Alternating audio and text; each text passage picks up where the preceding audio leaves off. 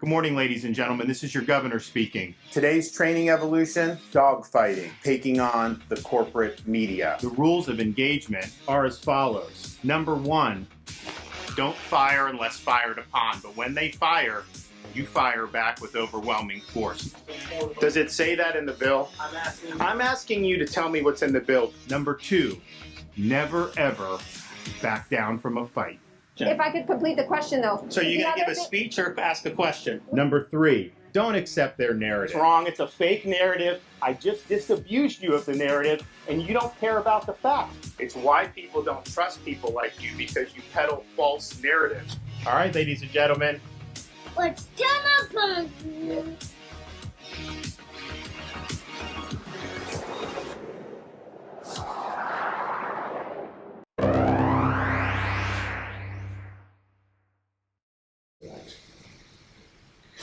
Welcome to Get Real America.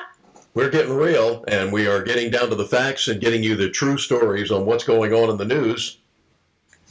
My name is Brittany Brown. I'm Bill Edwards. Welcome aboard. Here we are in our inaugural program, and to Get Real America, we'd like your comments, or, your thoughts. You can leave comments on Facebook or wherever you happen to get your podcasts. Yes, absolutely. And today we kind of just want to jump right in and, Bill, why are we doing this? Gee, I'm glad you asked that question. Because the news media, as Rudy Giuliani has pointed out on numerous occasions, and several others as well, is totally corrupt. They are in the woke tank for corporate America and for the Democrat Party, and you are not getting, America deserves better from its news media than you are getting. And you're not getting the real story. You're getting very one-sided opinions from people. After spending almost 30 years in television, I know how to edit a story so it comes out the way I want it to come out. And you need to have a more fair and balanced approach to exactly what's happening and find out the real stories and the corruption that's going on. One of the reasons that Donald Trump was elected in the first place, and was reelected, by the way, but we'll get getting into that later, is because he said we're going to clean up the swamp. And what bothers the Democrats as well as the Republicans is some of the Republicans are just as corrupt as the Democrats. And they had to get rid of him, and they managed a way to do it. They tried to get rid of George Bush when he was elected, and they tried that Florida coup in 2000. But they figured out how to do it this time through drop boxes. They used the pandemic as an excuse, as we had a president campaigning from his basement, a presidential candidate, and the corruption that was going on. I go back to the Eisenhower administration. I was old enough to remember the re-election of Eisenhower. I don't ever recall voting stopping at 9:30 at night when one candidate is up by 200,000 or 300,000 votes. They start recounting at 3 o'clock the next morning, and that the person who was ahead in the first place is now behind by 200,000 votes. There's something rotten in Denmark, to quote Shakespeare. I know that Jeff Foxworthy said there are a lot of things that a Southerner won't say, and one of them is quoting Shakespeare. Not you, Bill. You're not afraid.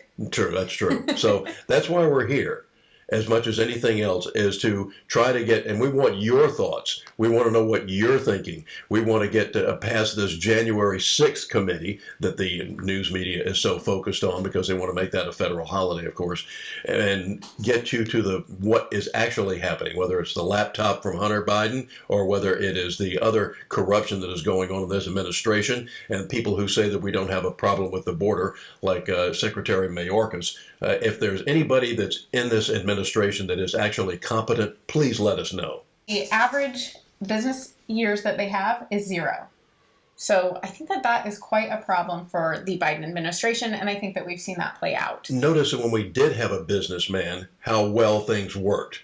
Jobs started coming back, because if you remember, the Dalai Lama said, what's he going to do? Wave a magic wand? Those jobs are gone forever. No, you actually work with the free enterprise system, and you know how to run a business. And governments do not know how to run a business, and you cut taxes. When you cut taxes, the government gets more money because more people are working, paying taxes. That's exactly how it works. It worked under President Kennedy, it worked under Ronald Reagan, and it worked beautifully under President Trump. And it's interesting, Brittany, as the late, great Rush Limbaugh, and God knows we could use his voice these days. Now maybe we can channel him or something. Yes, we're going to work on that. Yeah, get the seance together or something. But he used to say, when you learn 2 times 2 is 4, even though it is racist, I want you to, there's no need to go into that any further. When somebody says, the sun comes up in the east, somebody says, why is that? I wouldn't spend a lot of time on that subject. No, it's very factual, and there's not a lot of room for disagreement there. Mm-hmm. So, Bill, where does your passion come from doing a show like your radio show for years and then also jumping into this new project? Because I care about this country. I am concerned. I've lived a great life.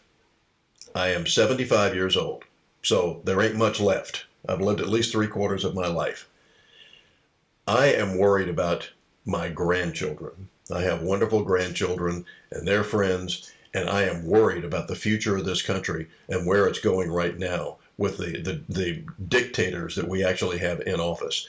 And remember, when they're screaming about the dictators that from the Republican side of the aisle, or from the other side of the aisle, we should say, they are telling you what they're doing. It goes back to Saul Alinsky's Rules for Radicals. You could accuse the other side of what you're doing. And that's exactly what's happening. And I am worried about the fact that we are spending trillions of dollars that we do not have, that we're having to borrow. And every time we turn around, we tell people that everything ought to be free. Education ought to be free. Just go on down the line of all the different things that they should have. If you have an electric car, you won't have to buy gas anymore. Like electricity's free. And then they propose all these problems that they have, that they've caused. Now they want to tell you they're the ones who are going to solve them. Creating problems so they can fix them. That sounds like government. I don't It really does. Yes, exactly. Government does not know how to run a business. Definitely not. We've seen that in action, so I don't disagree with you there. So why are you doing this? So for me, I feel very passionate that people aren't going to know what freedom actually looks like. And there's a lot of problems. We have a lot of problems in this country. I'm not saying that that's not the case, but I do think that we have more in common than we have different. Exactly. And I'm hoping that we can build a sense of community with this podcast and the live stream, and also, tell the truth and also educate people on what's missing from the things that they've heard. Like, you're hearing that it's really great that they're going to forgive student loans, and but also what are the consequences of that, and do more forward thinking. Why would the government do this? What kind of havoc do these decisions that they're making cause for regular people? Because most of us are in the same boat. I think 80% of us can agree on most things. I think, of course, there's 20% that we're never going to agree on, and that's based off, the lives that we've lived and also what we believe as individuals. So I think there's 80% that we can agree on, and I think that we need to find that 80% and really work towards solving a lot of the problems instead of focusing on the problem so much and not the solution. And as Ronald Reagan always said, your 80% friend is not your 20% enemy. Yes, absolutely. I think that's the other thing. We need to be okay with disagreeing. I don't think that, Bill, you and I don't think we agree on everything. Correct. But my wife and I don't agree with everything either, but we've been married almost 26 years. So I think that that's where we need to get back to in this country is, yes, there are things that we're never going to agree upon, but I would love to still be your friend. I would still love to, participate in the community with you, where right now it's very unfortunate that being a conservative it's not fun. And I think that they have demonized us to a point where we're very reluctant to say we're conservative. We're very reluctant to be boisterous about what we believe and pushing back on, the minority in this country that seems to really be controlling the narrative. But you can go back to great relationships. Ruth Darth Vader Ginsburg just passed away from the Supreme Court justice. She and I want to say Clarence Thomas, but that's not Scalia. Scalia. Yeah, Anthony Scalia. We're good friends. If you go back and look, if you know who William F. Buckley is, he's about as far to the right as you could have possibly gotten.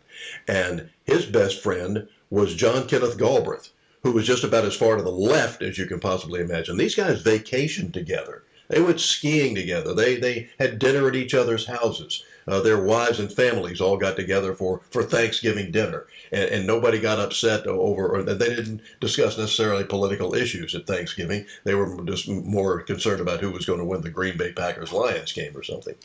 And I think that that's the problem, right? There's no part of our life that isn't political now. You look at sports, Yes. the joy from sports has really been taken away when you start getting into a lot of the political things that have been brought into it. And, you know, what part of life do we have that we can actually enjoy together that's not political? This woke culture is just is beyond the pale, and the fact that you used to go to sports to get away from all of this, and now they have politicized it to the point where it is just disgusting.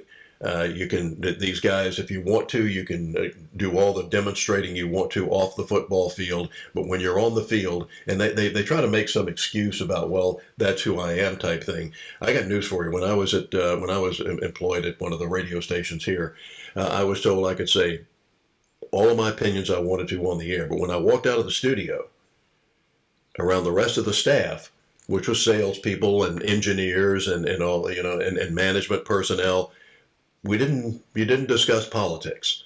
That was business at that point. In the studio and on the air, have at it.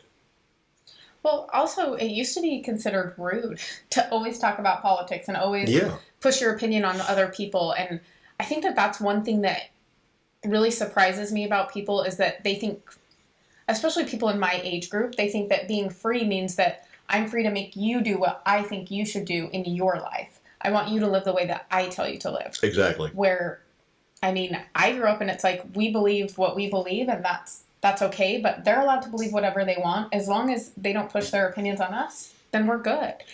And we've reached a point where that's not happening anymore. No. If you want to be a vegan, that's fine. But don't tell me I have to be one. No, I will be eating meat forever. Yes. Until they try to ban it. When we have people like Bill Gates who thinks he knows much better than we do. And it goes back to... I'm sorry, let's pause really quick. Bill Gates has he is not the epitome of health. He has no business telling anyone how to live their life in the health industry. But he wants this Beyond Meat type things that we keep hearing about, and he's bought a lot of farms. He's bought a lot of cattle farms. They're trying to get rid of cows, for goodness sakes. And then they try to tell us about that one of the reasons that they're trying to do that is because it's environmentally friendly because of cow flatulence that's destroying the planet, whatever it is. It is. God gave us, he gave us the teeth that we have for a reason. They are to chew and to shred meat. And if you believe in God and you read the Bible, what are some of the things that he said that the animals were for? Us to eat. Whether it was lambs or whether it was cows, pigs, you name it. And somebody once said so eloquently, if God didn't want us to eat animals, he shouldn't have made them out of meat. Right. I mean, also, when you go back to how Disney used to be, Disney actually used to be a pretty good company. I will disagree with that now, but The Circle of Life, The Lion King, it shows you that like everyone has their part in the whole circle. Walt is spinning like a lathe in his grave. If he saw what Disney has become now, he'd come back. He may just come back because he hated what they're producing now is things that he hated. He hated communists. He went to you can look it up. You don't have to believe us, and do your own research. All you have to do is go back and look at YouTube or any other place you can go back and look at these videos. He went before Congress on numerous occasions, warning them about the communist takeover in Hollywood, how bad it was, and they ignored him. I mean, the other thing that I find quite interesting, and you've lived through much more than I have, but looking back, we're still fighting about the same issues we were fighting over in the 60s, 70s. I'm like, when are we going to start solving problems and moving forward? I keep telling the Republicans that if they really want to, make some progress as far as showing the other side, go back to 1960 and start getting, or even the 50s, and start getting some of the ads that the Democrats were running and juxtapose them with the ads that are running now. They have the exact same forecast and formula. We're going to, the Republicans are going to get rid of Social Security. They're going to kill old people, so on and so forth. So we'll discuss more about that this morning as well. We're going to tell you it's a Labor Day weekend. We're going to tell you what's going on here in Savannah, which is where we're broadcasting. But we'd like to hear from what's going on from where you are as well. So send us a message on Facebook or wherever else. And we'll see you guys when we get back.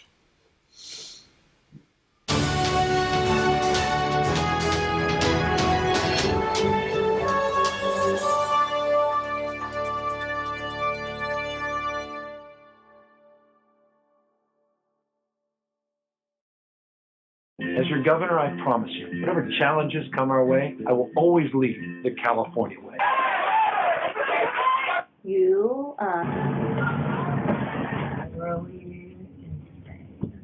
I say that's the California way. guys are really awesome. Thank you so much. Based on compassion, I mean, if we're going to be realistic, they pay you to be homeless here. common sense. Clean and sober is one of the biggest damn mistakes this country's ever made. We all need to self-medicate periodically. Telling the truth. Telling the truth. Treasuring our diversity. Sisters, to hit my... Telling the truth. Following science. Protecting our planet. Love like yours will surely come my way. Hey, hey, hey. Gavin Newsom. Courage through crisis.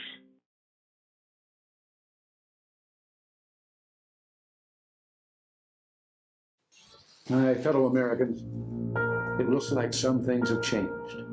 Are we doing a good enough job teaching our children what America is and what she represents? You want an abortion? Get one! Younger parents aren't sure that an appreciation of America is the right thing to teach modern children. We're not going to make America great again. It was never that great. When I drive into a neighborhood and there are American flags, it's a message of white supremacy. I'm warning of an eradication of the American memory that could result in an erosion of the American spirit. We need to completely dismantle the police department. If we forget what we did, we won't know who we are. We've got to do a better job of getting across that America is free, and freedom is special and rare. Freedom of speech, freedom of religion, freedom of enterprise. As long as we remember our first principle and believe in ourselves, the future will always be ours. Ours was the first revolution in the history of mankind that truly reversed the course of government, and with three little words: we the people. We the people are free.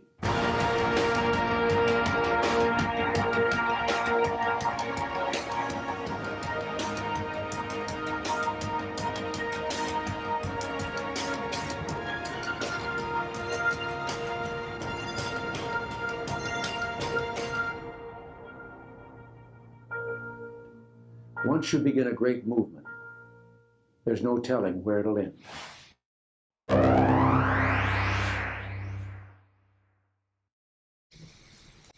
Welcome back.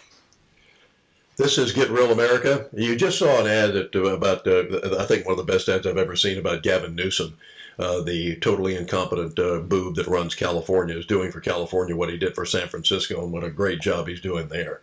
So they even have a website now, I think, where they show where the human feces is, so you can step over that, so you can step on a syringe. So he just came out with a notice this week. I think it was yesterday.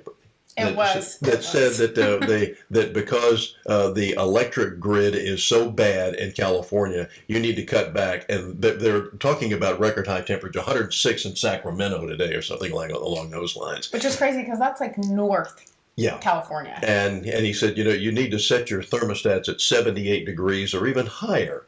And by the way, don't charge your electric cars. Now, okay, the batteries in his irony meter have needed recharging for some time, just like those cars.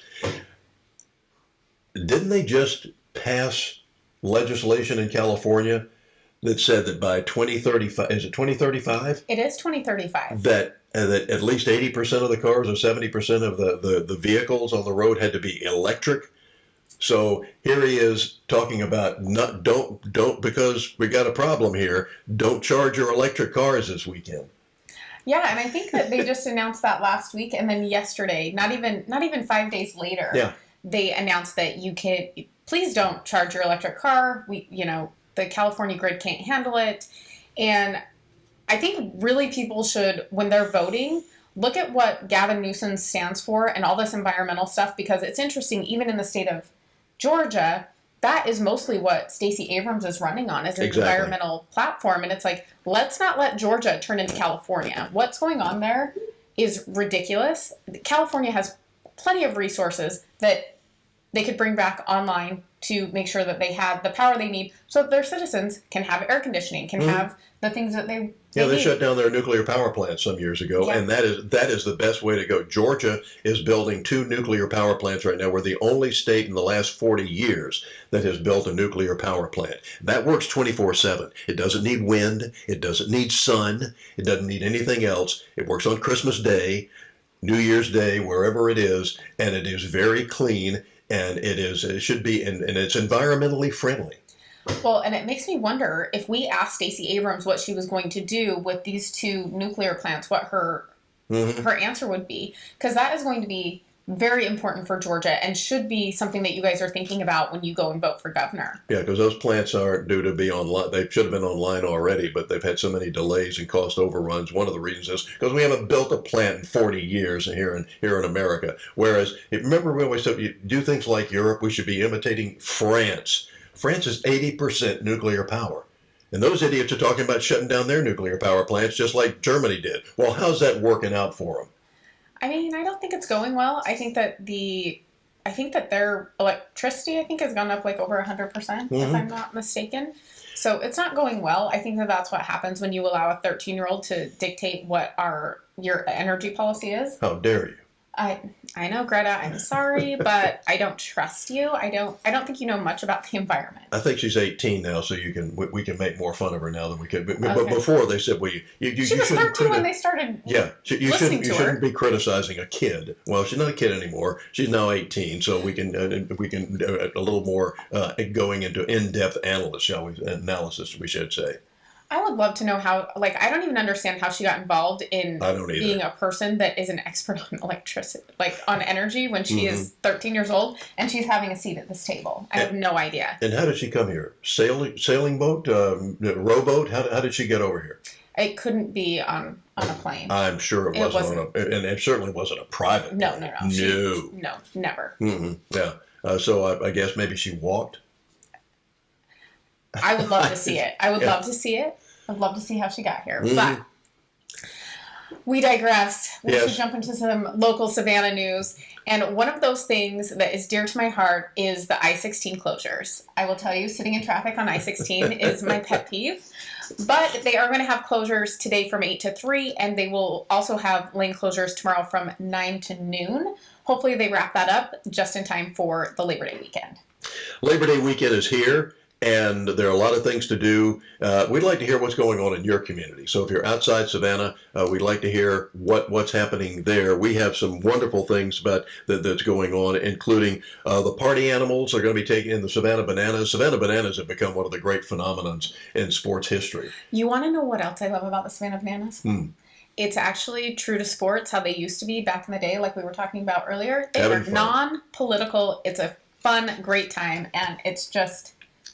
Well, they've started their own team, and so they've started a separate team called the Party Animals. And Savannah Bananas baseball is a little different from just your regular baseball. For example, if somebody hits a pop fly and it goes into the stands, if somebody catches it in the stands, you're out. I love it. I love it. They do all sorts of crazy things, and this is one of the great American success stories. Jesse Cole and his wife came here about 6 or 7 years ago. And they maxed out all their credit cards. He'd owned another baseball team somewhere, but they had a contest on what to name the team. Because it was the Savannah Sandmats, if I'm not mistaken. Yes, and if you've ever, which is not a bad nickname, because if you've ever hadn't had any experience with sand gnats, They're awful. They'll come get you. Yeah, because you don't even, we call them no-see-ums sometimes, or flying teeth, because you never see them except the fact all of a sudden you find yourself being invaded, and your head it begins to itch like a bumblebee has built a nest in your hair. It is just unbelievable. So it was a great nickname. However, coming up, I think they hit the Savannah Anchors or something like that to our maritime abilities that we have here and facilities that we have here. And then one was Savannah Bananas. It got that one was the one that was selected by the public, but Jesse and his wife started getting hate mail.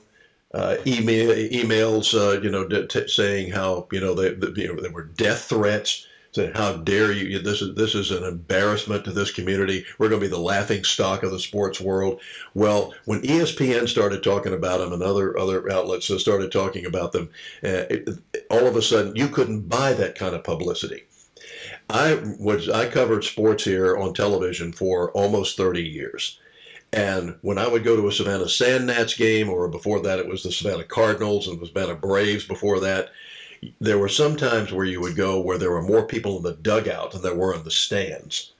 Now you can't beg, borrow, or steal a ticket. I understand they have a waiting list that's like 3 years long. 73,000 people are ahead of me, Bill. Yeah. So they're going to have to build we need to build a stadium about the size of the Rose Bowl.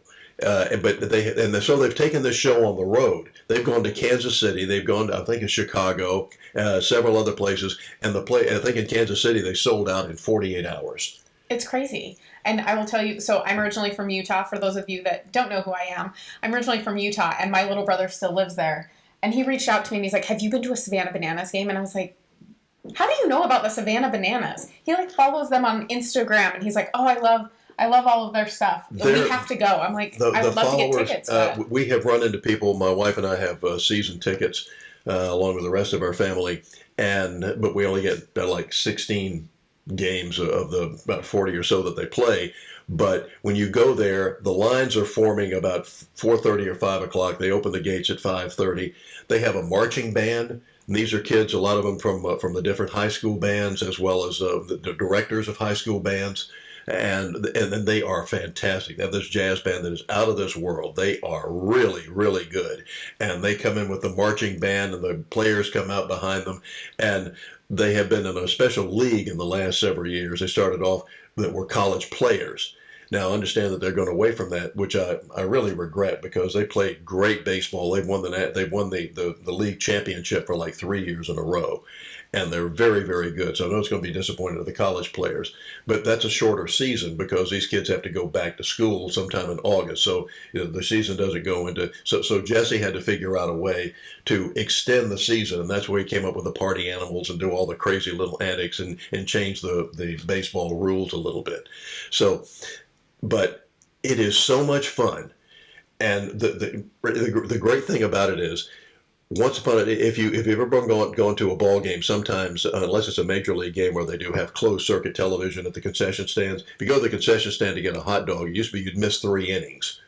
Well, now they set it up. The price of the concessions is included in the ticket, which I think is brilliant. It is, because brilliant you just go get in line, and they, you say, give me a couple of cheeseburgers, give me a hot dog, getting this for the family. You get the crackers or potato chips, the drink, and you're back.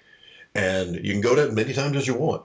Now, they do charge for some things. If you want a banana daiquiri, if you want Dippin' Dots, ice cream, things like that for the kids, or peanuts, that's a separate charge. But for the most part, you can get cheeseburgers, a chicken sandwich, hot dogs, and a drink, and chips and all for the price of the ticket.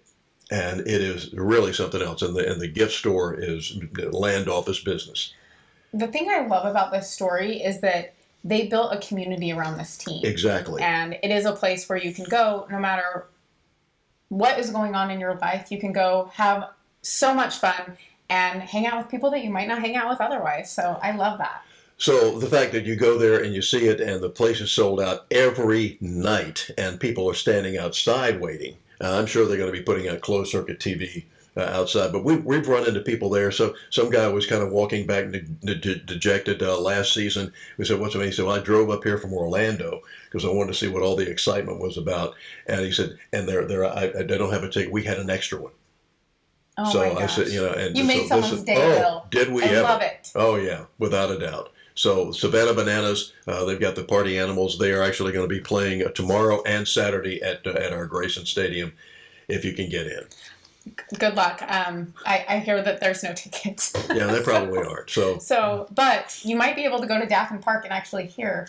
well, but show up. Somebody may have an extra ticket, just like we have for this Go guy find from Bill. Orlando. Yeah, but so please. Don't let that discourage you. Go out and maybe somebody will take sympathy on you and get you a ticket. Yep, it never hurts to try here in Savannah. That's right. You always find a nice person out there. And on the other side of this break, we will catch you up on some of the more local news going on here. All the way.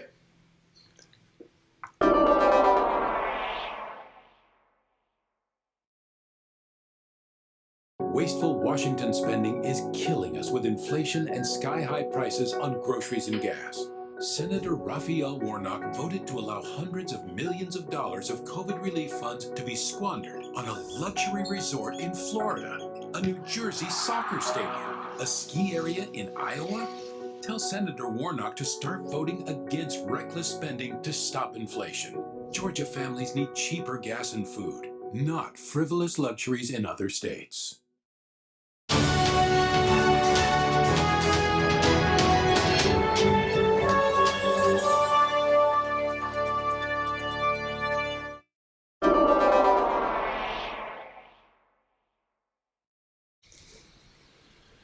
Welcome back. We are going to jump into some of the shortages we are seeing in Chatham County. There are shortages everywhere, including, of course, in law enforcement, as hard as that is to believe. I mean, With the I can't defund the believe that. police Yeah. movement and Why don't we everything want else. to talk? Yeah, no kidding. Now, we like our police here. We Love have the not police. defunded them. In fact, we are giving them a raise. I think Savannah Police Department is now talking about starting their officers at $50,000, $42,000 at the sheriff's office, and Sheriff John Wiltshire here, who has been with the sheriff's department starting off as a patrol officer for over almost 50 years. The man is magnificent, but there are 179 deputies short. The job starts at $42,000, and he said, and all the overtime you want. The thing that I can't believe is how do they keep going? I'm hearing that they're working 6 days a week and all the overtime that they need. So, nevertheless, Johnny said, like you said, he said that we're working overtime, we're working weekends. Everybody, and it's all hands on deck. He's not one of these guys that said, "Don't do as I do, do as I say." He gets his hands dirty with the rest of them, jumps right in the fray. My wife does property management, and sometimes she has to unfortunately file dispossessories, telling people who decided that maybe they ought to stay for free, but sorry, you still can't do that no matter what the Democrats tell you. So. Normally, she would call the sheriff's office, file the dispossessory, and within 24 to 48 hours, it would be taken care of. Now, she may have to wait 3 weeks. And he said, I'm sorry, when you're almost 180 people short, there's only so much you can do. And the demand hasn't fallen down by any stretch of the imagination. In fact, it's gotten worse because a lot of people think that they ought to be staying for free because of all the policies in Washington. Well, I also think that we're going to continue to see it get worse because people are not being able to afford their lives anymore. Yeah. So unfortunately, I don't think that will get any better for people that own properties. Should I pay to have a roof over my head or pay to eat? Those are decisions that I never thought we would have to be making in this country, but they're not in the United States of America. But this is self-inflicted, by the way. This is decisions. This is our own fault. Yep. Because of the stupidity of the idiots that we have elected in Washington, who come up with these stupid policies like not going after our own oil.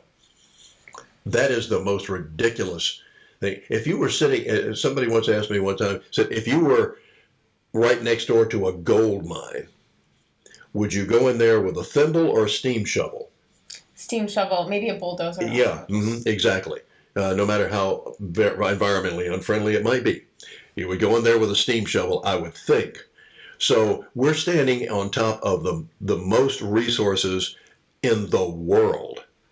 The cleanest oil in the world. And my clean is, I'm doing my little quotation marks here, a lot cleaner than the oil that we want to buy from our enemies. And it doesn't cost any money to transport it here because it's here already. So we don't have to increase our carbon footprint getting these carbon-based fuels in here.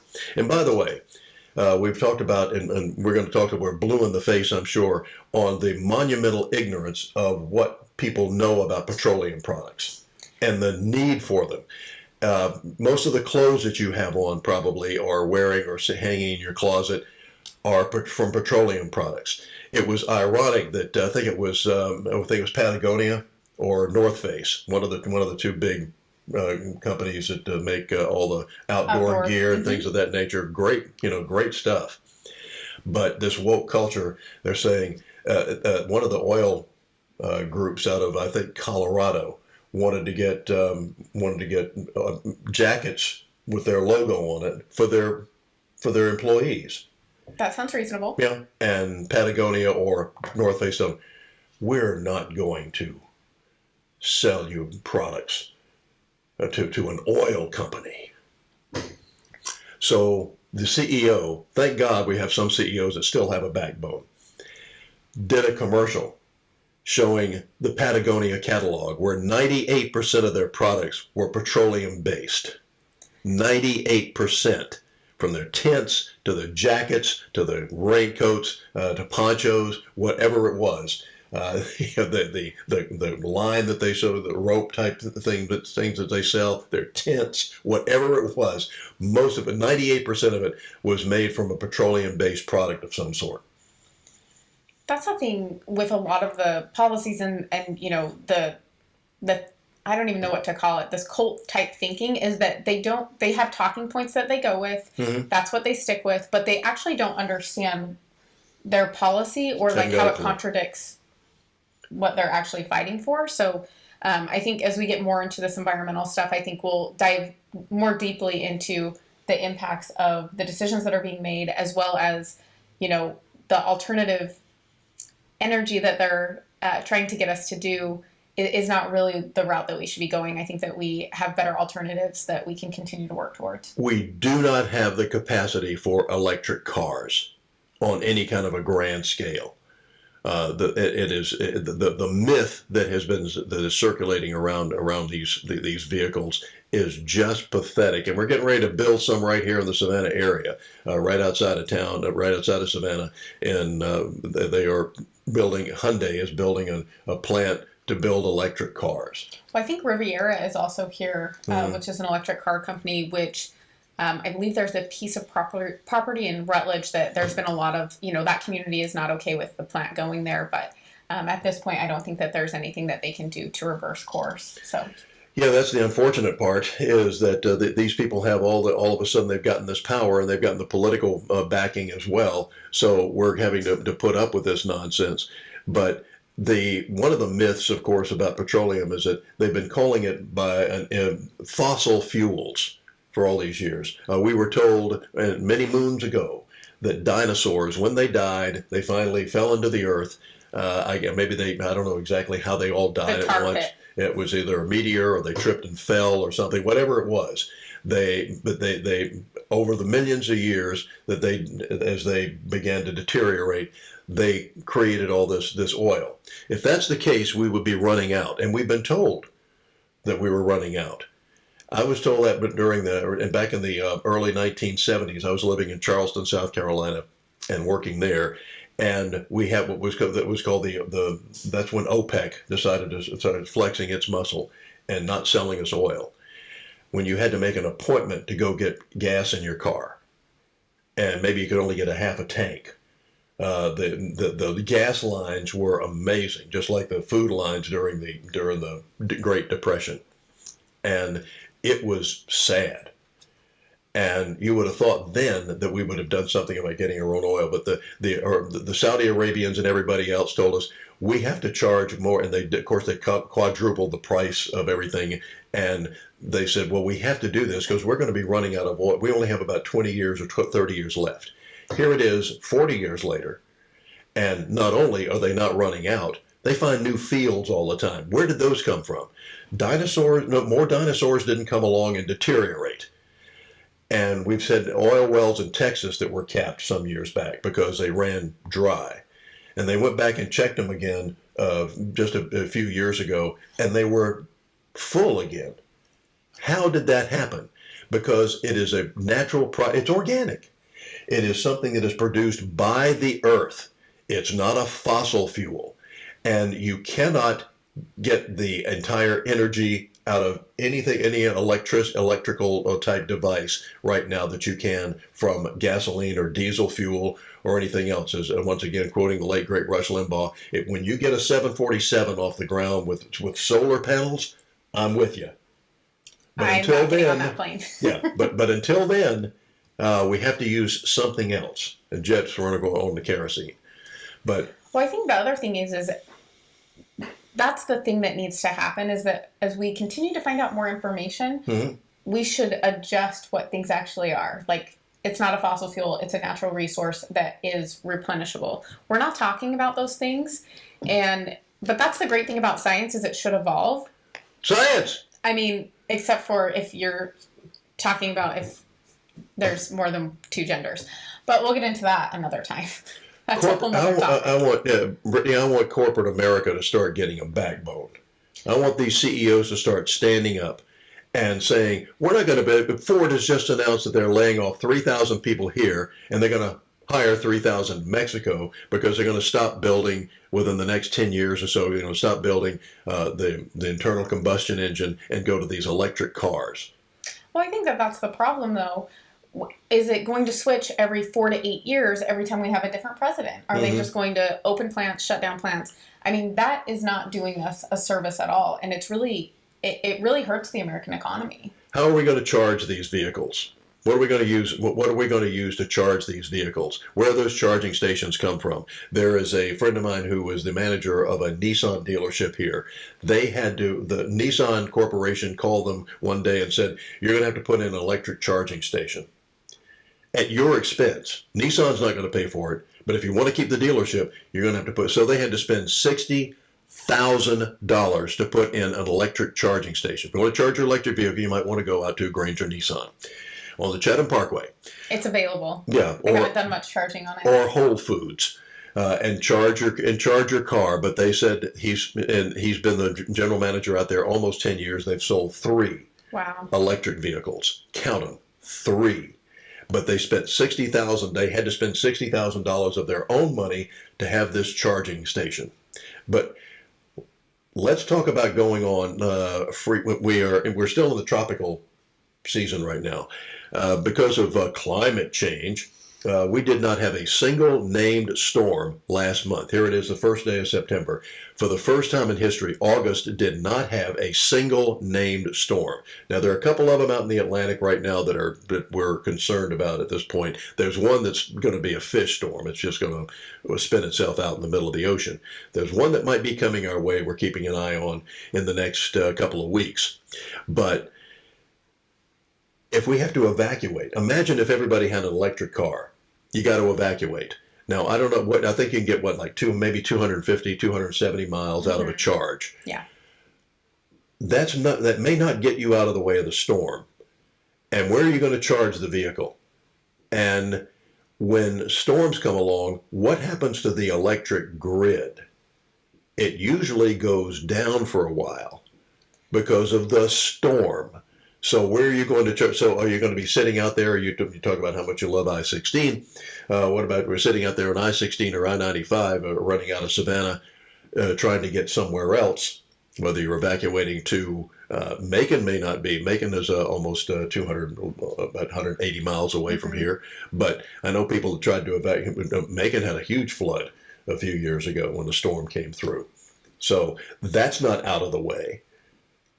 No, I think that people need to start thinking about these things. But unfortunately, I do think that people think only about today. They don't think about tomorrow. They don't think about the repercussions of some of these decisions that are being made. But I mean, it's cool to have an electric car if you have a Tesla.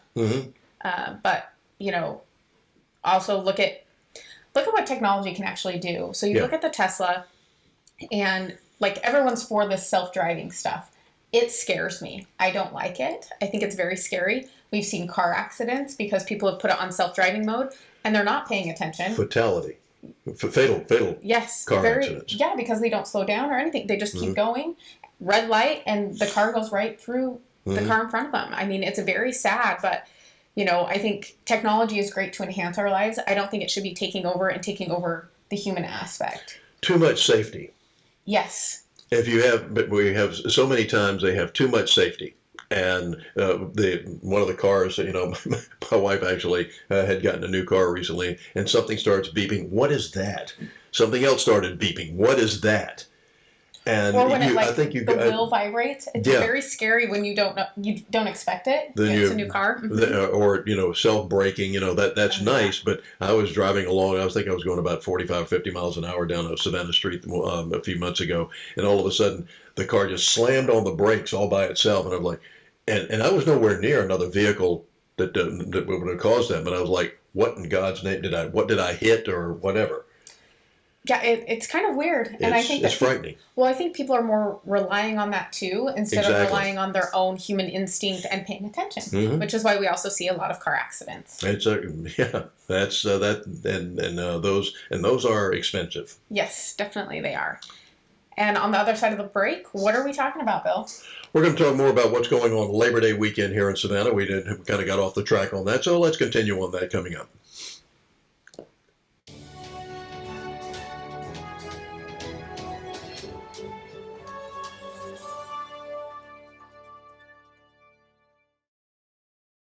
Hi, this is Herschel Walker. I want to endorse Bruce Thompson as our new Labor Commissioner because he's going to do the best job you've ever seen for the great state of Georgia. Listen, I'm standing here with the great Herschel Walker.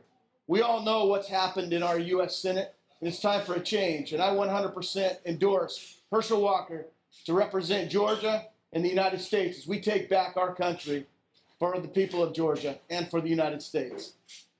God bless.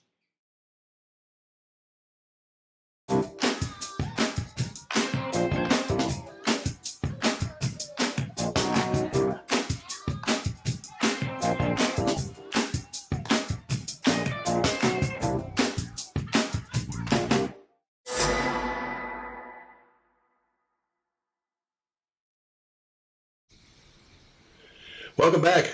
Labor Day weekend has arrived, and we'd like to know what's going on in your community here in Savannah.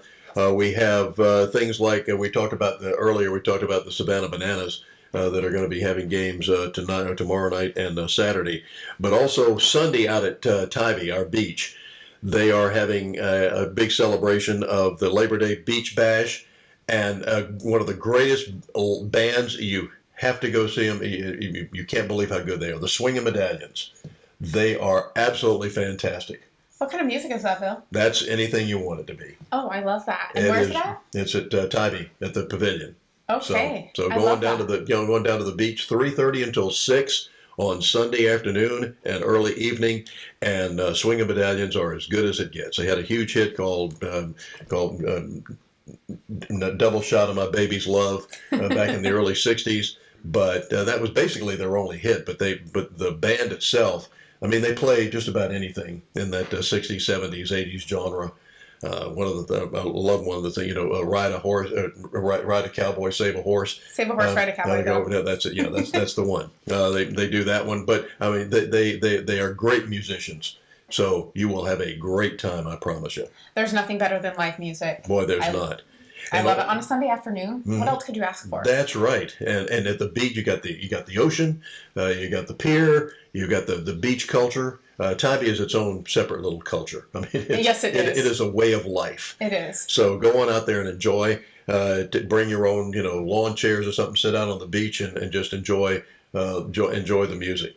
Tomorrow there's a kids tour I think this is really neat. Fire Station 1 in Savannah. Okay. From 3 until 6, they're having a kids tour, and they're just showing kids the new firefighting equipment and what it means to be a fireman, all the things that they have, and it's at Fire Station 1 from 3 until 6 tomorrow, Friday, and it's at 535 East 63rd Street. So if you want to put that in your GPS, but tomorrow, kids go over there, enjoy, and see what it's like to be a firefighter. Kids love that. Oh, Kids yeah. love good firefighters. heavens. So, Yeah. I mean, go out there, get them educated on what it's like to be a firefighter. And if you like history, Savannah's the place. We It have absolutely the largest Victorian historic district in the country, in the world, and we have one of the places. Andrew Lowe House is having their museum tomorrow from 10 until 4. They're at 329 Abercorn, and Andrew Lowe was one of the he was a colonel in the armed forces. And he, this beautiful house, my mom used to do tours there as well. It's said to be haunted. Savannah's supposed to be the most haunted city in America. Yes. But Mom said that she never saw the colonel, but she worked with people who said that they did. I believe it. I will tell you, the Pink House is probably one of the most infamous places in Savannah. If you want a reservation, And good the luck. food is fabulous. It's worth every reservation you have to make for that place. Absolutely. But- It's worth the money. But they also say that that's very haunted, and they let you walk around and stuff, which is kind of fun. The most haunted is a place called Moon River Brewing. Okay. It's right on the main drag and downtown on Bay Street, and it's right across from the river. And the A&E did a story on Haunted Savannah some years ago. They've actually had wait staff quit because of some of the weird things that are going on. A waitress will be walking across, a wait person will be walking across the room with a tray full of drinks and glasses, and suddenly this force will come along and just wipe them off the tray, and she's looking around and they're smashing all over the place. It is said to be the most haunted place in Savannah. And I had a friend come down here from Ohio several years ago that really didn't believe in this stuff. He started doing the ghost tours and things of that nature. And the Moon River Brewing Company, it used to be, before it was a big restaurant, it was a business place, but they also had a dance hall upstairs. Okay. And the second floor.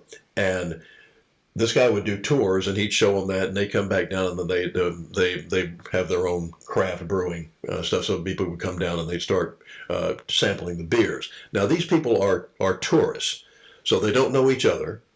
They've come from all over the country, if not the world. So you've got about 30 or 40 people in this group, and nobody knows each other except when they met on the tour itself. And he would be sitting there at the bar, and somebody would come up and say, "Who was the girl in the antebellum dress upstairs?" And he said, there was no girl in antebellum dress. And he thought, at first, he was like, that's just, but over the next few months, people were asking him the same question. Now, these people, there's no collaboration here. They don't know each other. No. And he finally said, and he was living out at Tybee as well. And he kept finding a little closet upstairs that was locked with one of those little bolt locks, that you pull up and you physically have to lock it. And he kept finding it open, even though he knew he had locked it.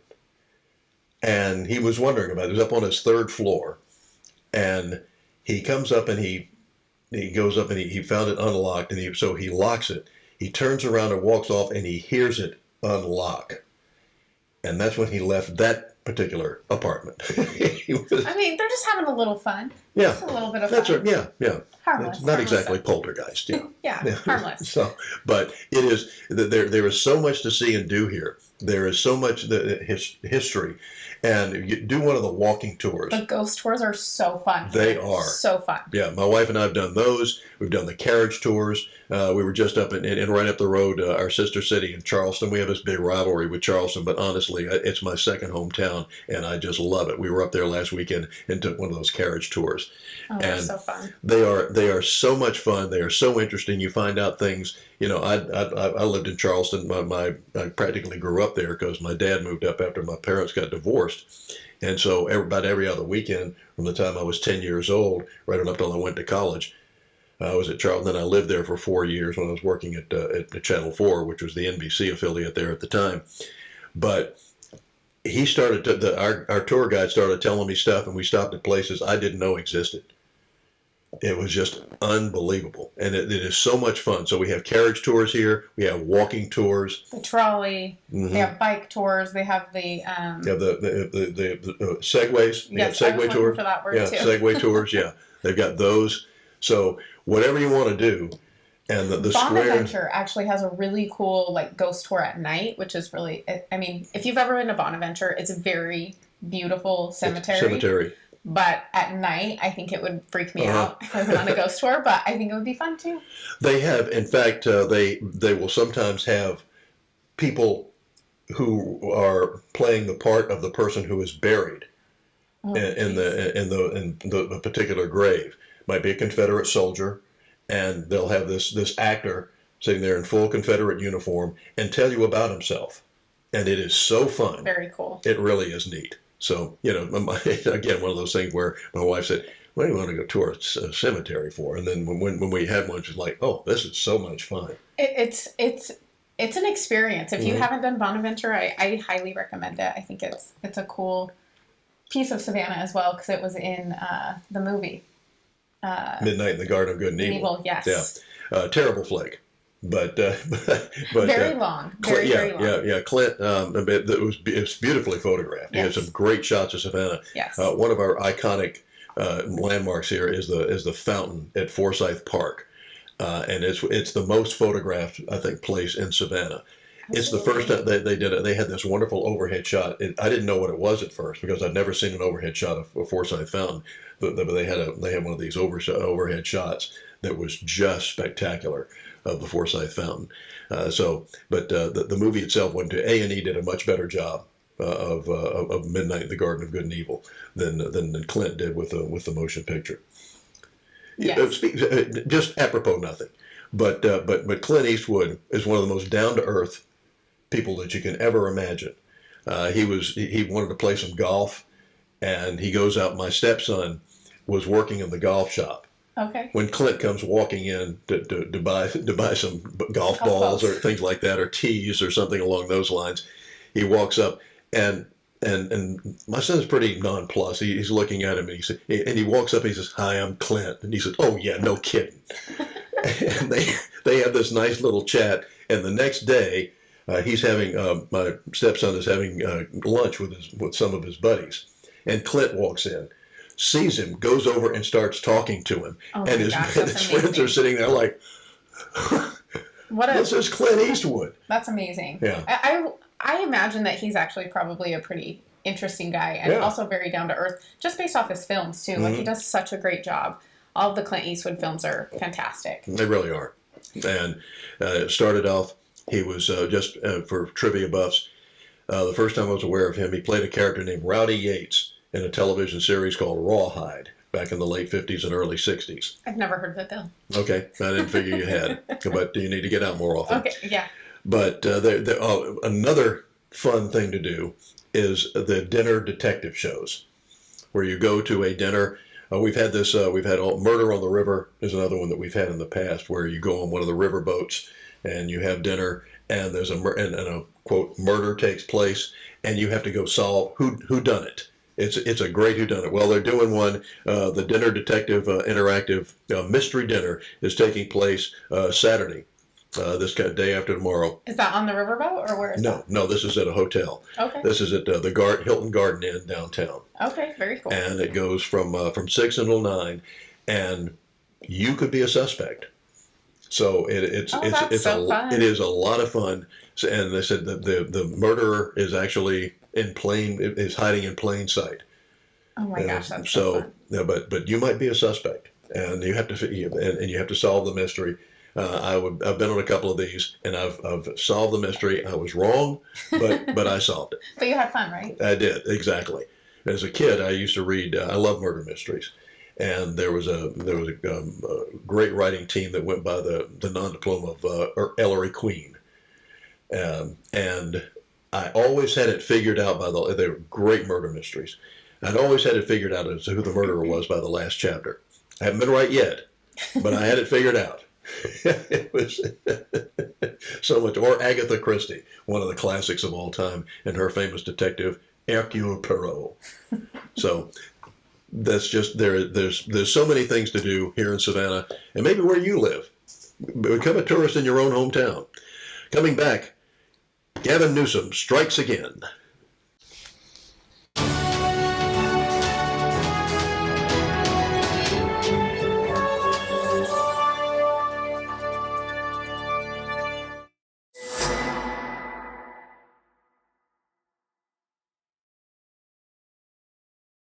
It's Independence Day, so let's talk about what's going on in America. Freedom is under attack in your state. Dictator Ron DeSantis incredibly lets you walk around without masks. That tyrant allows your kids to go to school during the pandemic, year 2 or 4, or who the hell knows. I urge you living in Florida to join the fight. Or join us in California, where we'll take the money you earn and give it to people who don't work. Visit San Francisco, where you can walk through human feces. If you're lucky, you might step on a syringe. Check out Los Angeles, where gas is so expensive, your kids only need to skip a meal or 2 or 10 to afford it. California, where freedom means lockdowns for you, while I go to the places you can't afford. Don't let them take your freedom. Come to California, where we'll take it, along with your money.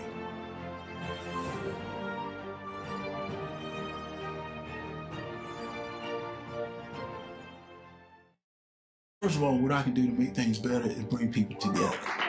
I love this country. I believe in peace through strength. If we have no strength, we're going to have no peace. I believe in backing the blue. I believe in the Constitution. I believe that everybody should have a chance to have their faith. Do we have problems? Yes. Can we solve them? Yes. Georgia is my family. The United States is my family. So I'm going to fight and take care of them. I'm Herschel Walker, and I approve this message.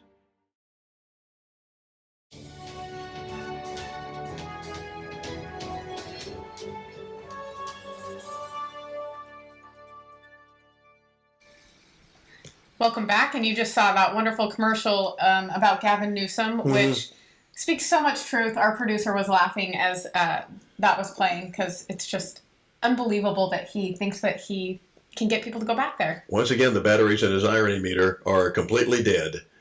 Because they can't charge anything. That's right. Yeah, and they said, please don't charge your electric cars this weekend, and set your, even though it's going to be 106 degrees in Sacramento, please set your thermostats no higher than 70 or no lower than 78. Can you imagine that in Georgia? I mean, no. I didn't have air conditioning for 2 days, and I was like, how did people live before? My mother asked that same question. You know, she grew up in the non-air conditioned age, and once we had it, she said, I don't know how we lived without it. We adapt so well to new things, don't we? Yeah. Our schools weren't air conditioned. I went to the first air conditioned school in this county. Garden City? In Garden City, yeah. It was Mercer Junior High. We called it junior high in those days. Why they changed it to middle school, I have no idea. What a stupid name. I like junior high much better. So it was Mercer Junior High School. It was the first air-conditioned building. I remember the first day we walked in, and we used to go to school back the day after Labor Day. We didn't go back to school in the middle of August or early August or something. And you walked in, and there was this air-conditioned, like, wow, an air-conditioned school. You were living the life, yeah. Yeah. I thought we'd died and gone to heaven. I know. We don't realize how good we have it these days. Boy, we don't. But just the fact that Newsom has now decided that, because their power grid is so weak by their own fault, because they've closed their nuclear power plants, and now they're buying most of their electricity, I think, from Texas, because Texas actually built nuclear power plants, even though they now have gone to these stupid windmills. And we saw how well those worked a couple of winters ago when all those things froze up and everybody was having to, run on their. Some people said, "Thank God I've got a Ford F-150 because it's got a built-in generator I can run with." Right. Well, so my question is how the reason that they're building so many of these alternative energy sources, such as with solar farms and these windmills, is because the government subsidizes it. Yeah. So you and I pay for this. Well, that's what I mean. Like, aren't we basically controlling a market that way as a government? Exactly. I'm just curious because for me, I think that should be illegal, but I don't know. And and I'm not against. No, but the free market should take care of that, right? Exactly. Because people will put the money where it should go, that works. right? You know that you're going to get a return on it. Yep. I mean, you can talk about greed all you want to. But the late great Milton Friedman, who's the best economist dead now than anybody still alive, except maybe Larry Kudlow, said that you think the other guys aren't greedy. You think the communists aren't greedy. Well, I think the other thing that people misunderstand is that everyone operates out of their own self-interest. It does not matter how good of a person you are. You have to take care of yourself. Otherwise, you're no good to anyone else. So I think that people misunderstand that you have to operate out of self-interest and do good things. As the late great Rich DeVos, the co-founder of the Amway Corporation, said, poor people can't help poor people. It's only when you have extra money.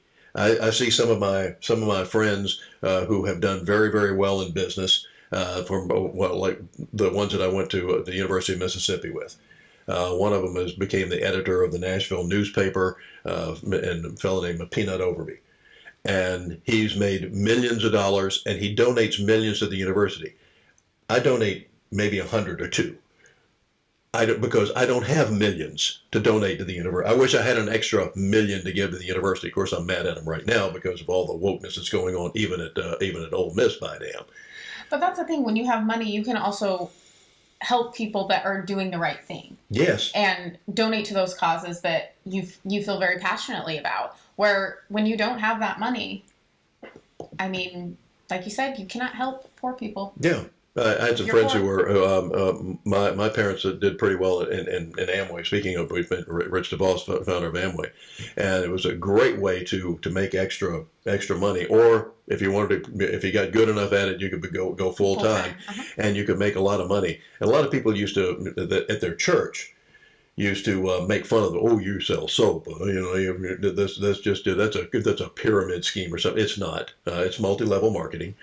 And it's perfectly legal, and nobody gets an advantage over anybody else. Everybody starts at the same level. It's just how much you produce and the organization that you build that gets you more money.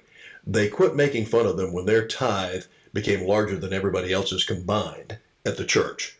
So they were giving back. Dave Ramsey says the same thing in the Dave Ramsey courses, and he says, live like no one else.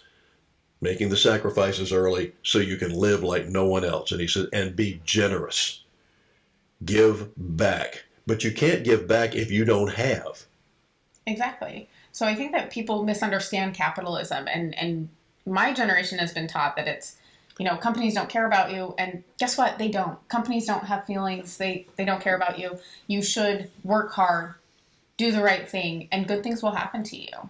It's a non-entity. I mean, it's not a person. A corporation is not a person, and they have to make a profit. I know you might find that hard to believe. Profit seems to be a 4-letter word these days. But they have to make a profit to pay their employees so that their employees can afford to live. It's so weird. Well, people don't understand this. Well, it's the same way with you. If you have if you were living paycheck to paycheck, which most people are now. In fact, they're a lot of them now because of the stupid policies of this. I think it's 80%, isn't it? Yeah, something along those lines. If you cannot pay the electric bill, if you cannot pay for your food, then you need more money than just being able to. If you add up your rent, your house payment, or either one or the other, electric bill, water bill, trash collection, go on down the list, and if you just break even, you've got no money to go to the movies. You've got no money to go to a play. You've got no money to go out to dinner. Well, to enjoy the life that we're accustomed to. I think that's the big thing is that things have been good for so long here that we're not accustomed to having to give up things. And what kind of life is that? It's like any other. It's like it's also human nature, but it's also nature itself. Paul Harvey used to talk about this all the time about fruit can become overripe. And then it's not good anymore. People have had it so good for so long that they think it's going to continue. Well, you have to fight for it. You have to work for it. And people who've decided that maybe they can just live off the government are going to come in for a rude awakening very shortly. Well, I think that's the thing. People don't have the stomach to do the hard thing anymore. Like they don't choose to. I mean, choose your hard. No matter what you do in life, there are consequences to those decisions. So whether you choose to live off the government, I mean, there are things about that, I mean, where's your purpose in life? Do you just sit and watch Netflix all day? Like, what are you doing if you're doing that? And if you choose to get up and work hard, build a business, that's hard. But you choose your hard, right? Do we deserve our freedom? Because most people have decided that maybe they ought to rely on the government to do it. Well, somebody else is going to do it for me. Do we deserve freedom, as Benjamin Franklin was asked by that lady after they got out from the meeting? He said, "What kind of government have you given us?" He said, "A republic, madam, if you can keep it." And when people decided that they could vote themselves largesse out of the treasury, when they could go follow that pinstripe suit, diamond stick pin guy called Something for Nothing, that's when the fall began. Well, I think that's the thing, that the decisions that have been made over time have really gotten us here. So the Fed is probably one of the worst things that ever happened to our country, and the fact that they were never supposed to be working with the government, and that's what they're doing, and that's why there's so much corruption, and why they just keep printing money that doesn't exist. It just was republished a few years ago, called "The Monster from Jekyll Island," and it is about the robber barons or whatever that met on Jekyll Island back in the early 1920s and figured all this stuff out in how the Fed began. So. No, I'm sorry, not the monster. The creature from Jekyll Island. The creature from Jekyll Island. I was going to say, I hear a lot of references to Jekyll Island when it comes to the Fed, and that makes so much more sense. Yeah, the creature from Jekyll Island. Highly recommend that as required reading. So there's your homework for the weekend, is to find that book. But it was out of publication for a long time, and when I first heard about it, I was like. It was around Halloween time, so I actually thought it was just like a scary story, which it is. Murder mystery, yeah. But it was. I thought of some sort of that's where I got the term monster from, but it was some sort of a real creature. It turns out it's just some bad guys that came up with this idea of the Fed. Unfortunately, we have a lot of bad guys in the government right now, and we do. They're definitely using the Fed, but I will say that. The Fed did come out and have a speech the other day, and I think they used the word painful over 75 times. Mm-hmm. And a lot of people aren't paying attention anymore. I was amused because he said, we're going to have to make sacrifices. It's going to be a painful time. Aren't we already making sacrifices? How much worse is it going to get? Because now that we're not, as we mentioned earlier about not going after our own oil, some of the byproducts that we get from petroleum are things like ingredients that go into fertilizers that our farmers are not able to get now, or if they can, they are having to pay 3 or 4 times what they were last year. So they're not able to plant as much if they can plant at all. And there are also places where there are droughts. And going back to our friends in California, they think it's much more important to protect some fish than it is to grow food. So all the water is going to allocate to save this fish. I'm all in favor of saving the fish. Let them do that at the Bronx Zoo or something like that. Let's get the water out so that we can actually grow stuff. I think that's the thing. By preventing a lot of this stuff from happening, they're creating more problems. And so the government is really good at creating more problems. I feel like that's all they do. And then they want to come along. Yeah, and then they come along. They campaign about how they're going to, with a plan they've got to solve that problem. They're the ones who created it. Now they're going to solve it for you. Yeah, thank you very much. Yeah, I'm going to pass. I think that people need to really look at some of these candidates that have been reelected time and time again, and are they serving the people? I would love to sit down with some of them and ask them, when you're making a decision, whether you vote for something or when you're presenting legislation, what are the things that you think about? And who are you thinking about? Because sometimes I don't think that they're thinking about the people in their districts. One of my favorite people, and I'm sorry he's not with us anymore, is the late great Herman Cain. We got to meet Herman when I was doing when I first started a radio talk show here in Savannah, and my co-host and I, Brian Mudd, got a chance to meet Herman because he was running for the Senate. And here he was, the CEO of Godfather's Pizza. Now, he was working through Pepsi-Cola, which owned Godfather's at the time. He was an executive at Pepsi-Cola. Herman, in case you don't know, is black. He became the CEO of a corporation where his father had been the janitor 20 years before. That's amazing. It's a great American success story, once again. And he didn't get the job because he was black. He got it because he was damn good at what he did.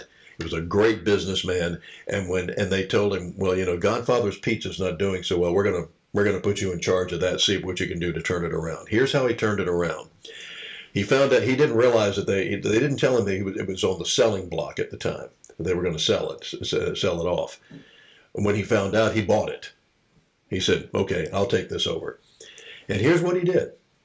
He went into his restaurants. He started talking to these 18-year-old kids who were making the pizzas. He said, "Tell me what you're doing here." And he said, "We've got this, and they said, "What's the problem? Why are we losing money?" And he pointed to a table or an area where they had a lot of different ingredients for pizzas. He said, "We only use about 6 of these. We've got 20. We throw this stuff out every night because it's not." So he said, "Well, then let's don't buy that anymore." Simplified. Turned it around, and here he was, and so he decides to run for Senate, and people were asking him, "Well, you've never had any political experience. How do you think you're going to be a senator?" He said, "You've been electing people with political experience for the last 60 years. How's it working out for you?" So we keep saying that we want a guy who is not a politician, a guy who is not a insider in Washington. And we got one as president, almost by accident more than anything else, because they expected the Hildebeest to beat Donald Trump. And you remember all the polls that he was going to lose by the biggest landslide since Lyndon Johnson beat Barry Goldwater in 1964, which was a monumental defeat. Unfortunately, Barry Goldwater could be the best president we never had. But he said, so when we got a guy like Donald Trump who knew what he was doing business-wise, look what happened.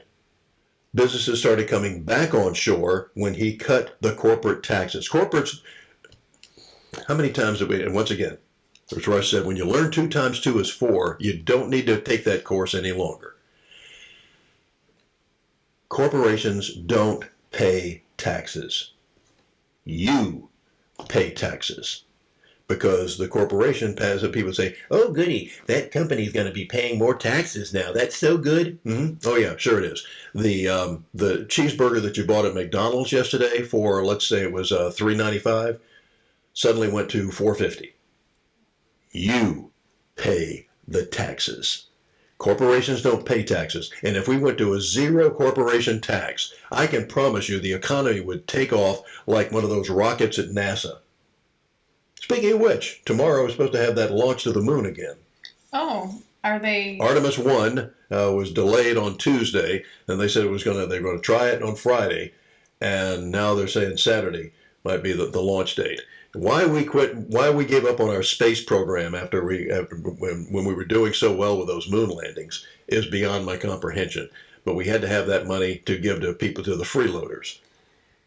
I mean, yeah, you and I talked off air about this, but it's interesting that we don't celebrate like the American things. Like I remember watching videos of just the NASA launches and people being so excited about it. And I mean, there's no excitement around anything that we're doing right now. The first launch, when Alan Shepard was our first astronaut in space in America, Yuri Gagarin, Russia made great capital of the fact that they were the first person to put a man into space, a guy named Yuri Gagarin. And we decided that our first couple of flights were just going to be up and back. We weren't going to orbit at the time. But they showed pictures of Grand Central Station in New York where everybody was stuck. Nobody was getting on trains. The place is packed, and they're all watching the launch and, praying that it was going to be okay. Same thing when Gus Grissom went up, and then when John Glenn became the first person that we were going to put into orbit. They couldn't stop talking about it. And the moon landing. The first, when we started the mission to the moon, and when we finally came up with the moon landing, the Apollo 11, it was I was in ROTC summer camp at Fort Bragg, North Carolina, during that time, and we didn't have TVs in the barracks or anything like that in those days. They brought TVs in for us to watch, and all other military activities were canceled that day, except the guys who had to be on guard duty or something along those lines. And even then, I think they tried to get TVs for the guards to watch, and we were just glued to the TV, and to see this moon landing and see the most incredible thing that mankind had been talking about forever. Well, and I think that part of the problem is I heard you say something. We were competing with Russia. Yeah. We don't like to compete anymore. We don't. I mean, which I'm a very We don't fight to win person. wars, and we don't fight to compete. Imagine if But you winning is fun. Winning is fun. So we should learn to compete a little bit better. I remember at one point the Georgia the Georgia High School Association came up with a plan. In high school football, you go to an overtime period if the game is a tie. There should be no ties in games. Exactly. As the late great Bear Bryant used to say, a tie's like kissing your sister. And so they decided they wouldn't have ties anymore. So they go to an extra period to see who was going to win. Unless it was the state championship. If the state champion, for a couple of years, with the state championship ended in a tie, they just gave Everyone got a trophy. everybody gets a trophy. Oh my gosh, the worst thing they ever did to the generation. And I remember one of the coaches saying after, he said, I was kind of in favor of this at first until it happened to me. And when they announced they crowned us co-champions, it was like, huh? It's not fun to tie. No, it's not. It's not fun to lose either, but I will tell you, it is really fun to win. Yes, it is. And I think I'm sorry if it hurts somebody's feelings. People need to get over it. I mean, we need to have stronger people in this world. Like, guess what? Learn from your losses. Do you know what the most lopsided football game, maybe in sports, the biggest lopsided game was in history? Took place in 1916, right up the road in Atlanta. I'm not familiar with this game, Bill. It was called the funniest football game ever played, by a story that was in Reader's Digest some years later. Georgia Tech played Cumberland College from Tennessee, and this is when John Heisman of Heisman Trophy fame was Georgia Tech's coach. Georgia Tech won the game 222-0. That is so brutal. So brutal. 220. Do not attempt to adjust your set. 222-0. You can look it up. And Grantland Rice was the greatest sports writer of the era. He said, Cumberland's greatest play of the day was when their fullback circled the right end for a 5-yard loss. And Tech won this game, going away. And in those days, you could only play 2 quarters. Oh. You had 2 separate teams. If you played the first and second period, you couldn't play. You could shower at halftime because you were done. Done. Okay. It was a little different rules at the time, but so Heisman actually told his teams, he said, the team that scores the most points is going to get a steak dinner. So the first team it's good goes incentive. in. Steak dinner is. Yeah, and this game still has set records. Still has records that have not been broken. The first team goes in, and at the end of the first quarter, Tech is up 64-0. No other. I don't think there's ever been another football game in history where they've scored 64 points in a quarter. One team. Were they trying? Like, what happened? Yeah, and so he puts the second team in. They scored 64 points. So they tied for the steak dinner at the time. And can you imagine going into the locker room at halftime and you're up 128-0? But Heisman, he rose magnificently to the occasion. He said, I know you're ahead, but these Cumberland guys could have something up their sleeve, so don't let down. And they didn't, except the coach from Cumberland came over and asked if they could please shorten the quarters from 15 minutes to 10 minutes. Aww. and Heisman said, okay, we'll do that. And I mean, That would be humiliating, honestly. And one of the Cumberland guys, I mean, the Reader's Digest story on this was hysterical, called The Funniest Football Game Ever Played. One of the players from Cumberland comes over and asks, he goes up to one of the tech team and said, have you guys got any Sigma News on the team?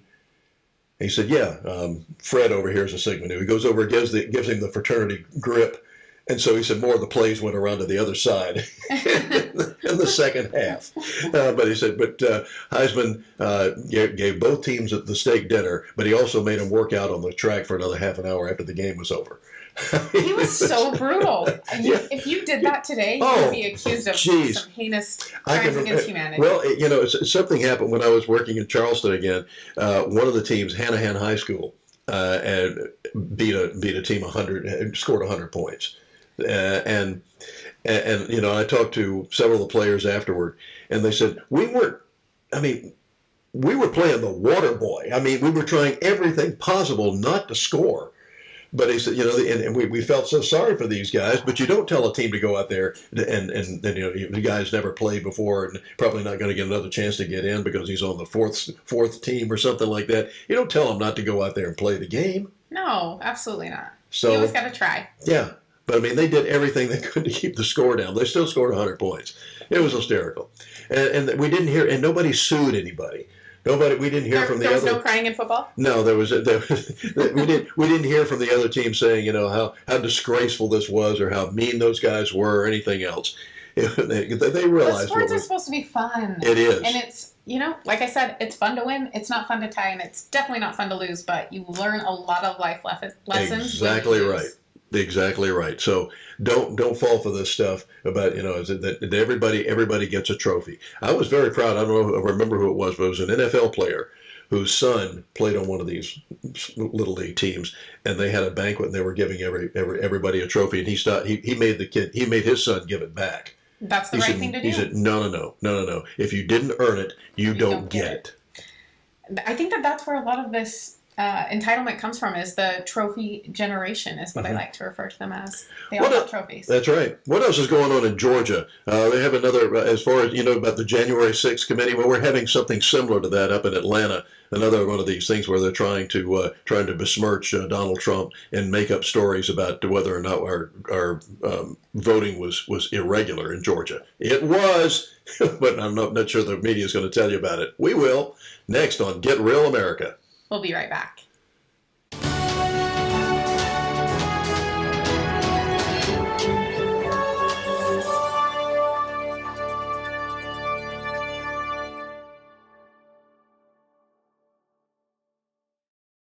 Welcome back, and we are talking about the chef of the Grey here in Savannah.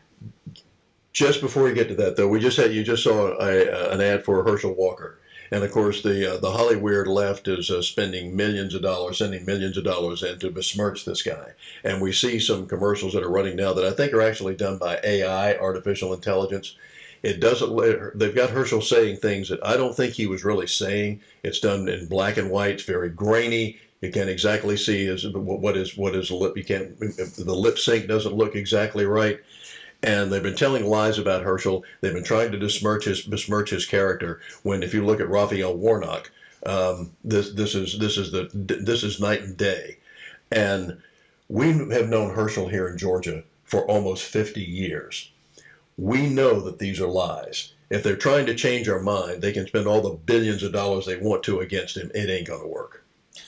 Well, Bill, I hope that you're right, but I do know a lot of people that are doing some door knocking right now for Herschel and Kemp, and people are saying they won't vote for Herschel because of the stuff that they've seen in these commercials. And Republicans need to get smarter. They do. We need to learn to street fight just like they do. Well, and they're saying they're going to withhold their vote for the U.S. Senate race. So you're basically allowing a Democrat to get back in and continue to make our lives worse. Like, Georgia is such an important seat, and people need to get over themselves, and they need to vote. Don't cut off your nose to spite your face.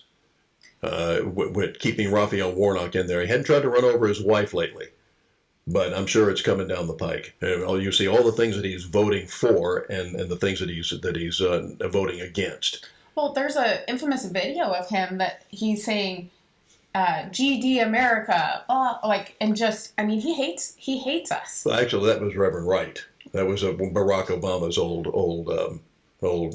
reverend. But he's saying about he was saying about America needs to get over its whiteness. Mm-hmm. And also he says that they shouldn't have the chaplains corps and the army because the military and the church don't belong together. Has he read the Old Testament? God and the military were joined at the hip. Well, not only that, our country was also founded based on Christian belief. So I think that people have really lost their way. The Judeo-Christian Code is how we came up with our Constitution and the Declaration of Independence. That's how it was. Sorry about that. And it worked well for about 250 years. Until they started messing with things and passing things that were beneficial to them. So, as we wrap it up, let's talk about food. The great uniter, right? Yes. Just like our president, the great uniter. Well, this place, The Gray, is actually wonderful. It's a Southern food, and the chef there, her name is Chef Bailey. She is going to be working with Delta for their first class meals and creating a menu for them, which I find very exciting. The Gray was one of the classic restaurants here that started a few years ago. It got the name from the fact that it was a Greyhound bus station all those years ago. Such a cool spot. I used to catch the bus there when I was going up to Charleston to visit Dad before they built the new Greyhound bus station. And for years it just sort of sat there kind of empty, but now it really is first class and the food is fantastic.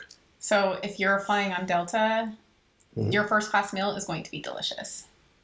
And it'll give you a little taste of Savannah and probably make you want to come back. I think that's such a great idea. When my wife and I are members of the Navy League. And for those of you, if you want to join a great organization, the U.S. Navy League is fantastic. You don't have to, and by the way, just don't be fooled by the name. It's an organization that supports the maritime services, the Navy, the Marine Corps, the Coast Guard, and the Merchant Marines, the Forgotten Service. And you don't have to be prior military. You don't have to have any connection to the military. It's just to support these services. And we get a chance to go on board when we have ships. Our port has gotten so busy here, it's kind of hard for the Navy to have ships of call to make it Savannah a port of call. But we used to have a few of them come in. They'd come in for like St. Patrick's Day. God, the sailors love that. Which is so fun. And the 4th of July and things. It was so much fun to go on board the ship and get this great meal that they had prepared and watch the fireworks from the deck of the ship. But they found out a long time ago that if you feed your soldiers and your sailors and your airmen and your Coast Guardsmen and all well, they'll perform better. So they have gourmet chefs on board these ships, and the food is fantastic. It's not like the old, sea rations and all that you might have seen from the World War II pictures that were the eating out of cans and things of that nature. And even the MREs, I had a chance to eat some of those recently when I was over at Fort Stewart, home of the 3rd Infantry Division, and they were out practicing with their new weapons that they had just gotten. And they gave us a chance to try some of the meals that they have in the field, the MREs, the meals ready to eat. And pretty good stuff. And it's interesting how they have those, and you have some of the products you can buy in just regular grocery stores now have a little heating have a heating element in it. Oh, yeah. You just squeeze it, and it pops some little thing that the chemical reaction comes, and it heats up the beans or the spaghetti, whatever it is that they have in these things, and it's great. And it gets pretty darn hot too, so just be careful. But the great innovations that we have. So those of you flying first class on Delta, my wife and I have decided we're going to fly first class from now on. Once you go first class, you don't want to. Do not want to go back. So we said, look, we're old and we can afford it, so let's do it. But right now, I can't get her on a plane because of all the problems that you see at the airport about all the flights that are canceled. Why ruin your vacation? When your vacation is going to be at the airport. Yep, it's like playing Russian roulette right now. Yeah, it is. Hopefully they get some pilots in. And once again, this is self-inflicted decisions that were made. Yeah, absolutely, because of the pandemic, and they laid all these people off. And we keep hearing these excuses. Well, we didn't expect to come back this fast. Well, why didn't you?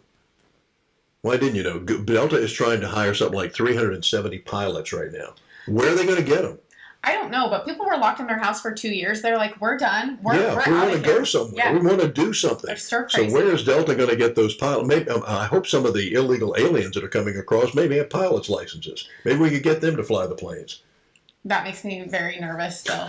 Like, who's coming over the border right now? And if they are pilots, do we really want them flying airplanes with American citizens on them? But, I mean, I think we should have learned a lesson there. Mm-hmm. But, you know, speaking of, you know, the Gray, I think that people need to go check it out. They should go check out Chef Bailey this weekend, Labor Day. Good opportunity for you. Savannah has, I think, more good restaurants per square foot than any place else on the planet. Do you have anywhere you're thinking of eating this weekend, Bill? Oh, yeah, several. One of the places that we highly recommend that's doing all sorts of activities this weekend is Plant Riverside. Right down on, it was Richard Kessler. Yep, Richard Kessler. Just one of the great hoteliers in Savannah. He started a place. He took over a building here. An old power plant, if I'm not mistaken. Yeah, he's took, and it used to be the Savannah Electric Company. Okay. Savannah Electric and Power, and they kept a lot of the stuff in there, and they've also got displayed things that they uncovered while they were excavating and renovating this building. So they found these dinosaur bones, and you can see those on display. He's got unbelievable displays of jewels, yes. Things of that, like amethyst especially. Yes. Got these huge that look like a big rock, and it's cut out in the middle. And here's this gorgeous purple, these gorgeous purple stones. He's got a genuine, authentic African bar. These things that he'd gotten from a country in Africa. Africa, by the way, is a continent. It's not a country. There are 54 countries in Africa. I believe I'm right on that. He got criticized for that as being racist. You can't make this up. But it's one of the most beautiful lobbies I've ever been in. It's breathtaking, and they've got this model of this pewter model of a dinosaur hanging from the ceiling as you walk in. That's breathtaking. It's pretty. But they've got all these various restaurants you can eat right outside on the river. And there's a barbecue restaurant on one side, a seafood restaurant on the other, and then there are others. There are rooftop restaurants that they have in some of the hotels further on down. Electric Moon, I believe, is one of them. That's the one in Plant Riverside. Yeah. I mean, just an amazing. River Street is amazing, and my favorite place is actually a Greek restaurant on River Street. Oh yeah. Olympia Cafe. Olympia Cafe. It's genuine Greek. Of the euros are out so of this good. world. So if you've not been there, you should check it out. It's one of my favorite places to eat in Savannah. And if you are elsewhere, my wife and I spent the weekend in Charleston last week, and I hadn't been down to Folly Beach in a while, one of the beaches that they have there. There's about a 3-block area that's kind of like Savannah. That's got more great restaurants. We stopped at a place called the Wipeout. And the food was fabulous. The service was terrific. We got to, eat outside and things of that nature. They've got a new one now, Pier 101, which is right up on the pier. You can sit there and watch the ocean. You're right on the ocean. It's beautiful. It is magnificent. So enjoy. In fact, there was an article in the Savannah paper just this past weekend saying, forget the rivalry that we have between Charleston. Go enjoy a weekend in Charleston. Highly recommend it. Yeah, Charleston's fun. They have, on the Isle of Palm, they have it's called the Windjammer. It's a bar, but they also have a lot of concerts there. One of my favorite venues I've ever been to. It's amazing. I love Charleston. Yeah, got a great golf course on there too. Oh, I've not been golfing there. Yeah, but. so if you want recreation, if you want tourism, and Charleston's another great place for tourism for those of you who are history buffs, and it is really, really first class.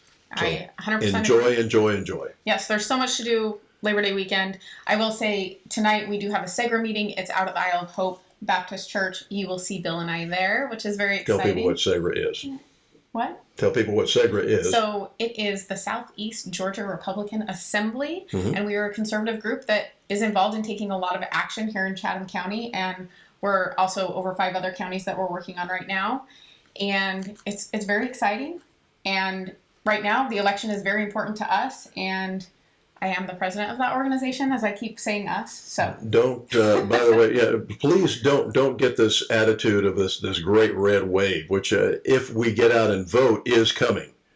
No, But there's a lot don't- of work involved, and Republicans should be used to working hard. And we need to just Exactly. jump in both feet. I know we have a lot of stuff going on. We've got families. We've got so much going on, but we have to do the work this time. When I saw that, when I saw up in Alaska that Sarah Palin had lost her, How does that happen? rate, and because they have something in Alaska called The ranked voting system, which they also have in New York, which is how they get some of these. stupid people in. Yes, it's not a good system. So tell people how the ranked voting system works, because it sounds pretty rank. Yes, so you can rank the candidates in the order that you want them to be in office, but that allows the third choice could actually turn into the first choice based off of that, which is, it's crazy. I know. The thing is they've been so creative on how you win elections that it's unreal. And in a state like Alaska, it's like, how did we allow that to happen? Alaska is, I mean, they're red. Yeah. So I don't understand how it happened, but we definitely need to get more involved, and we need to understand what they're doing in our states and at our local level so that they're not bamboozling us. And all politics is local. You should be just as excited, in fact, more excited about a local race. Who is your county commissioner? Who is your city alderman? Find out who that is and vote for these people. Know who they are. Vote for these people. Let them hear from you. These are people who run your lives. I think that's the other thing that we're going to really focus on this show is that we're going to be telling you how a commissioner impacts your life, because you would be surprised how much power they have over what your taxes go to. And if you think that somebody said, well, I'm not interested in politics. Well, I got news for you. Politics is interested in you. You're going to have to live under it. And this attitude of who was it that was it you that was telling me that they went in and spoke to a guy that was a lady talked to me the other day. She was going around for a group called Thrive. Oh yeah, which is she's amazing. Which is saving babies. And she said that she talked to a guy who was in his 60s who had never voted. And she said, why? I said, well, I just don't care about politics. Well, look where we are. Complain. If you don't vote, you don't get to complain. You can go to the gulags first. It is not. It is not an old. It is not a new. That is concept. Someone once said that if you do not participate in the political process, sooner or later you will find yourself ruled by your inferiors. The gentleman who said that was named Plato. So it ain't a new concept. Why do you think they quit teaching history, Bill? So that we do not know what mistakes to avoid. Or if they are teaching history, they ain't teaching it correctly. We have the 1619 project. How in the world you got a curriculum approved for our school system from a woman who works for the New York Times and knows nothing about American history, just making stuff up? And that's what we're teaching. There is something called the 1620 project. We'll bring that to you as well on this show. And this is the one that teaches the correct history about America and how it was founded and the importance of it. It's unreal what they've been allowed to get away with. And I think the big problem is that we have a lot of people that have no experience in what they're doing. I mean, you see this in corporate companies, you see this in government, you see this everywhere. Well, teachers' unions have been the worst thing that have happened in our schools and our public schools. There's nothing in the Constitution about public schools. There's no reason why we should have public. In fact, ironically, the argument that was made for public schools was the guy saying, well, we could be teaching American history. We could be teaching America, the greatness of America in our public schools. How's it working out? Yeah, well, when you're taught to hate the country instead of love it, that's how it's working out, though. Exactly. So that's all we have for you today. This is our first show. We're very excited. We hope that you guys liked it. Please comment. Let us know. We'd like to hear your reaction, and we'll be back tomorrow. Yep, catch us and on. We're going to work through. We're going to be back on Monday too. We're going to work Labor Day, which I've always wanted as a kid. Why is nobody working on Labor Day? Because they need a break from working, Bill. Oh. Yeah. Then why do we call it Labor Day? Why do we call it Unlabor Day? But I didn't realize it was a part, labor, the union itself. Yeah. So catch us on Spotify, YouTube, Rumble, or wherever you get your podcasts, and we'll be back tomorrow. See you then.